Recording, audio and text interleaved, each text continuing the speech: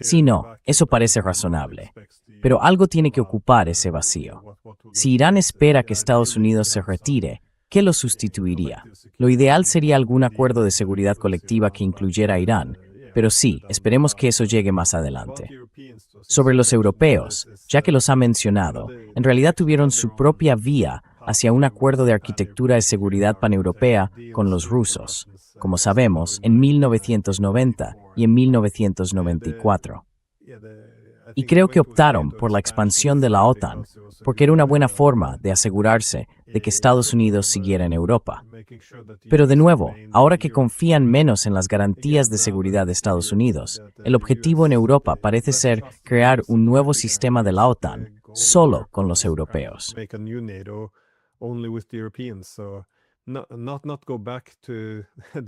Así que no se vuelve al plan de una arquitectura de seguridad inclusiva basada en los acuerdos de Helsinki, sino que se reinventa la OTAN, pero sin los estadounidenses. Así que, de verdad, creo que aquí nos gobiernan locos. Pero hay otro acuerdo que podría remodelar Oriente Medio. Este acuerdo entre Estados Unidos y Arabia Saudí. Me parece peculiar, porque este acuerdo nuclear haría que un acuerdo nuclear con Irán fuese casi imposible, al parecer, si Estados Unidos fuera tan descarado a la hora de aplicar criterios distintos a Arabia Saudí y a Irán. De hecho, oí a un periodista preguntar por esto, y la respuesta de la Casa Blanca fue, bueno, Arabia Saudí es un aliado y tiene reglas especiales porque América primero. Pero si esta es la base de la arquitectura de seguridad regional, entonces va a ser muy inestable.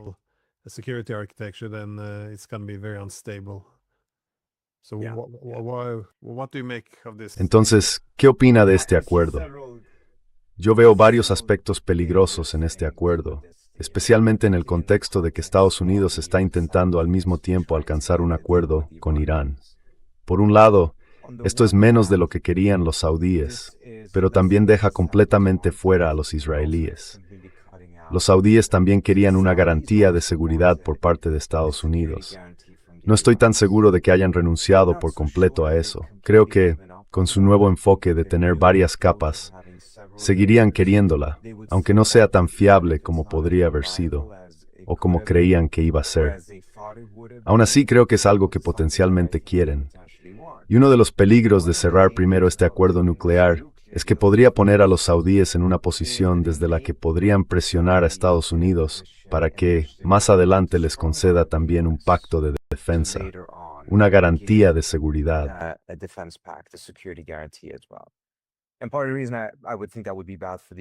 Y parte de la razón por la que creo que eso sería malo para Estados Unidos y para la región es que Estados Unidos debería desvincularse de estos conflictos regionales. Dar a Arabia Saudí una garantía de seguridad del tipo del artículo 5 de la OTAN sería exactamente lo contrario. Pero tenemos ejemplos de otros países que una vez que cuentan con la capacidad de enriquecimiento nuclear y tienen una vía para fabricar una bomba nuclear, han utilizado eso para presionar a Estados Unidos y lograr una garantía de seguridad. Esencialmente dicen, bueno, si no nos dan una garantía de seguridad, no nos queda otra opción que ir a por un arma nuclear. Así que Estados Unidos está dando ahora a los saudíes la misma tecnología que durante los últimos 40, 50 o 60 años ha intentado impedir que Irán tenga y por la que ha ido a la guerra para impedir que los iraníes la tengan. Pero se la está concediendo a los saudíes.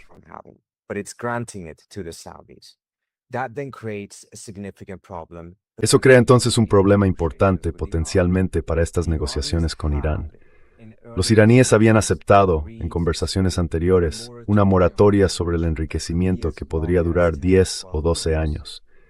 Me cuesta ver que los iraníes fueran a mantenerla si al mismo tiempo Estados Unidos está concediendo esa misma tecnología a los iraníes, a los saudíes. Y además, con muchas menos inspecciones, de hecho, sin inspecciones internacionales, en comparación con lo que aceptan los iraníes. Y eso crea otro problema en sí mismo. ¿Cómo se van a conseguir inspecciones del tipo del JCPOA o del JCPOA Plus sobre el programa iraní como parte de un acuerdo nuclear que Trump dice que quiere si al mismo tiempo se exime a los saudíes de cualquier inspección de ese tipo? Es una locura, en mi opinión. Y no parece que la administración haya calculado realmente cómo afectaría esto a las negociaciones con Irán. Ese acuerdo, por cierto, lleva ya algún tiempo listo con los saudíes. Se ha anunciado ahora por otros motivos, relacionados con requisitos de información y cosas así, para asegurarse de que todo quede hecho antes de que Trump deje el cargo. Pero creo que en realidad las dos cosas juntas van en contra la una de la otra. No significa que Estados Unidos no pueda cerrar otros acuerdos con los saudíes y demás.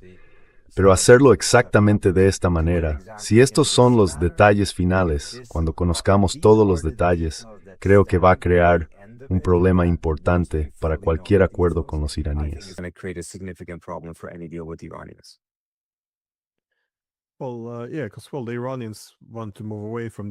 Bueno, sí, porque los iraníes quieren alejarse del sistema hegemónico de Estados Unidos. Y si aceptas que Estados Unidos puede redactar normas especiales para quienes obedecen y otro conjunto de normas para quienes no obedecen, supongo que te adaptas a ello. Pero eso me lleva a otra cuestión que quería plantear. ¿Qué podría impulsar el Parlamento iraní como fórmula alternativa para la región? Porque ayer vi en los medios iraníes que el Parlamento iraní podría presentar un proyecto de ley que se consideraría bastante duro y que limitaría el paso de barcos israelíes por el estrecho de Hormuz, o de cualquier barco que se dirija a Israel o beneficie a Israel.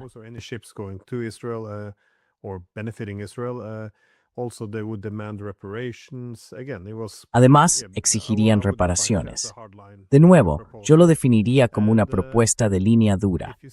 Y si se considera esto junto con, por ejemplo, los ataques que llevaron a cabo contra Jordania, que parecían, estar alineados con el objetivo más amplio de animarles a romper sus vínculos con Estados Unidos, ¿cree que los iraníes se sentirían tentados a buscar una victoria total que consistiera simplemente en humillar a Estados Unidos, expulsarlo de la región y, en esencia, imponer un dominio completo sobre el estrecho de Hormuz? Bueno, en distintos grados.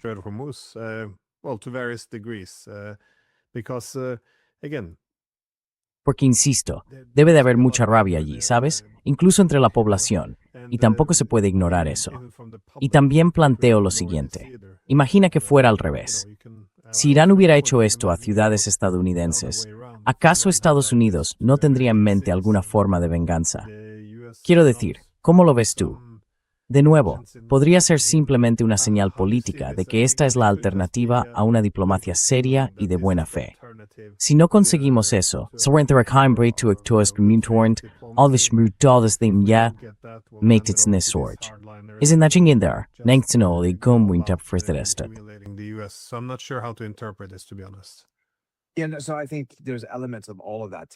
Así que creo que ahora mismo están ocurriendo elementos de todo eso.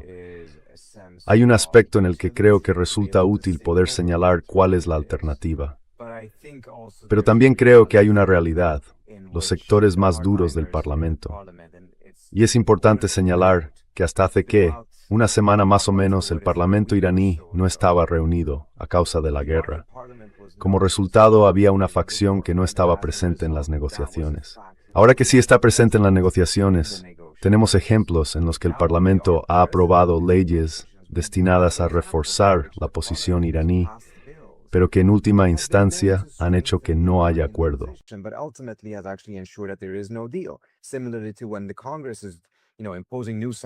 De forma parecida a cuando el Congreso, ya sabe, impone nuevas sanciones. Nominalmente es para reforzar la posición estadounidense, pero en la práctica, y también en muchos casos en la intención, estaban diseñadas para socavar las negociaciones. Y creo que los iraníes deberían tener mucho cuidado con esto, porque sí, hay una motivación concreta para humillar a Trump por lo que Trump ha hecho. Pero el efecto contrario no implica necesariamente que Estados Unidos haga algo.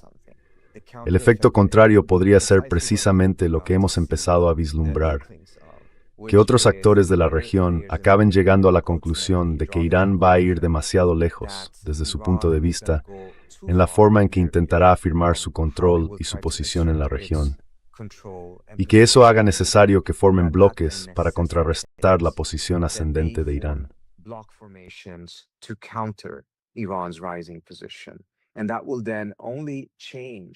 Y eso solo cambiaría contra quién compiten los iraníes. En lugar de permitirles salir de esta rivalidad tan intensa, que lleva ya bastante tiempo y que está constantemente al borde de la guerra.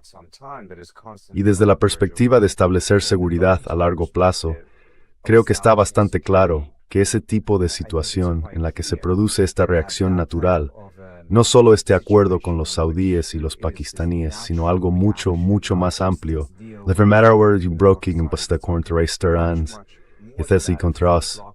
En última instancia, no beneficia.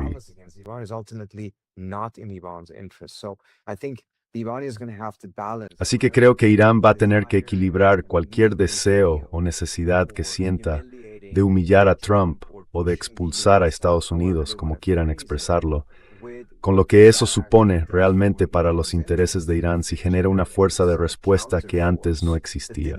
Una fuerza que no estuviera impulsada por las necesidades de seguridad de esos países de la región, sino por los incentivos o imperativos hegemónicos de Estados Unidos. En última instancia, sería una posición muy mala en la que se encontrarían los iraníes.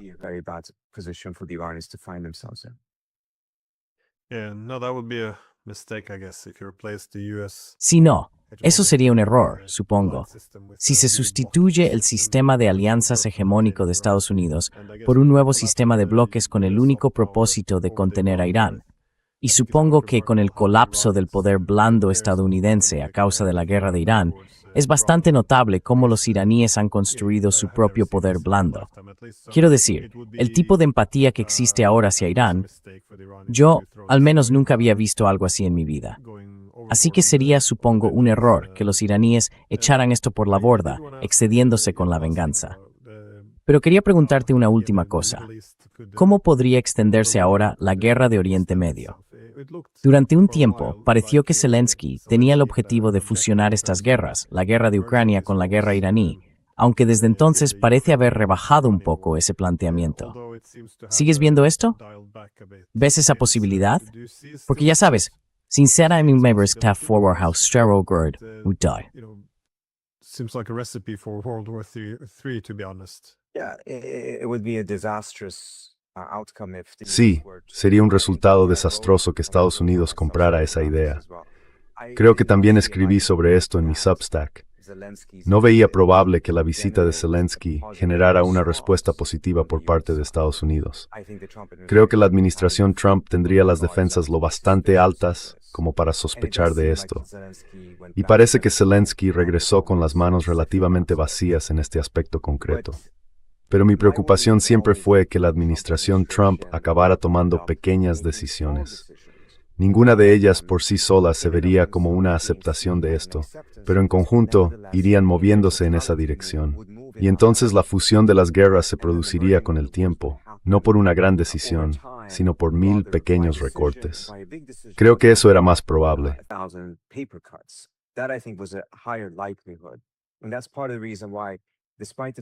Y esa es parte de la razón por la que, pese a que Zelensky no pareció tener éxito en esta visita concreta, no disminuye mi preocupación de que esto pueda acabar siendo la dirección que tomemos. No creo que Zelensky vaya a dejar de impulsar esa narrativa, que es la base subyacente de todo esto, que al final, los enemigos son los mismos en ambos escenarios y que por tanto es la misma guerra. Es algo que lleva diciendo desde hace tiempo. Lo repitió incluso después de salir de Washington. Así que creo que ese marco va a mantenerse y que como consecuencia puede que nos estemos moviendo hacia eso, aunque día a día sea imperceptible. Aún así, la tendencia irá en esa dirección. Y estoy completamente de acuerdo contigo. Sería un desastre absoluto y desde luego no serviría a los intereses de Estados Unidos.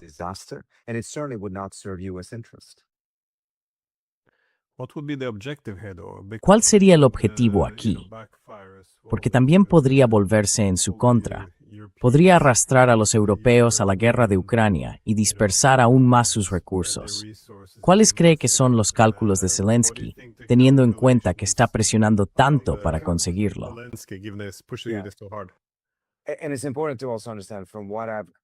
Y también es importante entender que, por lo que he oído, hay altos cargos de los organismos de seguridad ucranianos y del ejército que se oponen totalmente a esto. Se oponen porque hacen una evaluación distinta del riesgo. A su juicio, el riesgo es que Ucrania acabe excesivamente extendida y metida en la guerra de Irán, sin lograr que Estados Unidos participe en la guerra contra Rusia. Y como resultado, el retorno de la inversión sería negativo. En cambio, creo que Zelensky lo ve de otra manera. Considera que merece la pena correr ese riesgo, porque piensa que cualquier exceso de extensión que pueda sufrir Ucrania quedará compensado por el hecho de que Estados Unidos se implicará mucho más directamente contra los rusos.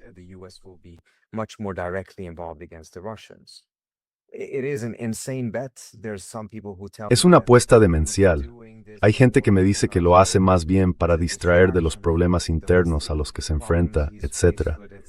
Pero creo que es difícil creerse eso del todo, teniendo en cuenta que la postura ucraniana, desde el comienzo mismo de esta guerra, ha sido implicar a Estados Unidos de una forma mucho más directa en ella.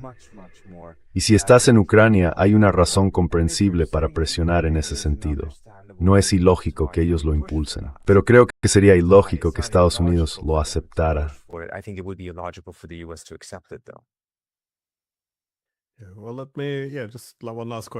Una última pregunta.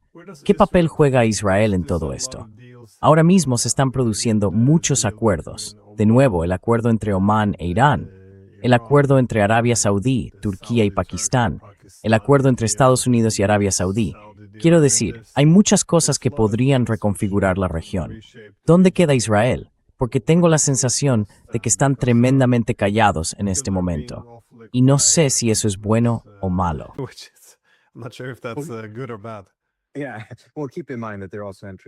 Sí, bueno, hay que tener en cuenta que ahora también están entrando en periodo político.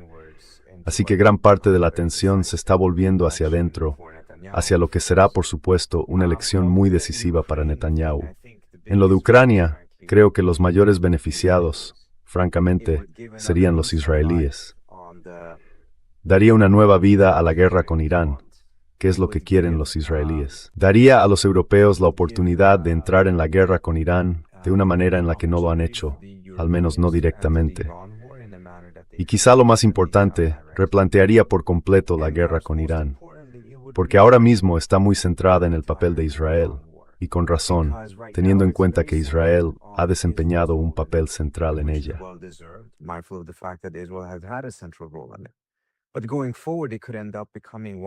Pero, de cara al futuro, podría acabar convirtiéndose en una guerra en la que derrotar a Irán no sea para defender a Israel, sino para defender a Ucrania.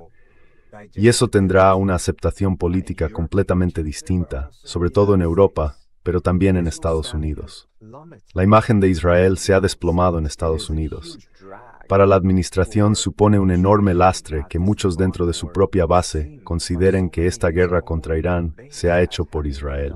Ahora estarán más satisfechos si se hace por Ucrania, pero eso dividirá a algunos demócratas que de otro modo se habrían opuesto a esta guerra. Les resultará más difícil mantener esa postura porque siguen muy comprometidos con apoyar a Ucrania y su guerra contra Rusia.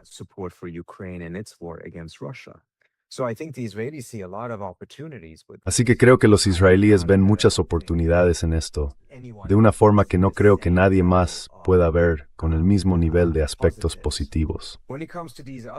En cuanto a estas otras cuestiones, creo que los israelíes probablemente estarán muy preocupados por esta nueva configuración, especialmente si acaba siendo una que no se centre únicamente en contrarrestar a Irán, sino que de hecho termine incluyendo en cierta medida incluso a Irán. Ha habido esfuerzos, especialmente de los pakistaníes, para incorporar a Irán a esa configuración junto con Turquía y Arabia Saudí.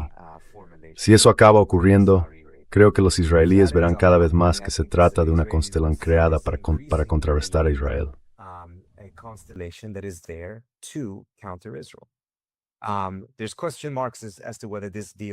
Hay interrogantes sobre si este acuerdo elimina la posibilidad de una normalización entre Israel y Arabia Saudí. En Israel, por supuesto, algunos siguen esperando mucho esa normalización. No me parece que a Netanyahu le importe tanto, pero no tengo claro que él fuera realmente un obstáculo para ese tipo de normalización con Arabia Saudí. Simplemente no veo que eso sea posible ahora mismo. ni en un futuro previsible. Tampoco parece que los saudíes lo deseen, especialmente en este momento, cuando sigue habiendo un genocidio en curso y la ira contra Israel, incluso entre los saudíes y en toda la región, sigue en un nivel mucho más alto del que ha tenido en los últimos 10 o 15 años.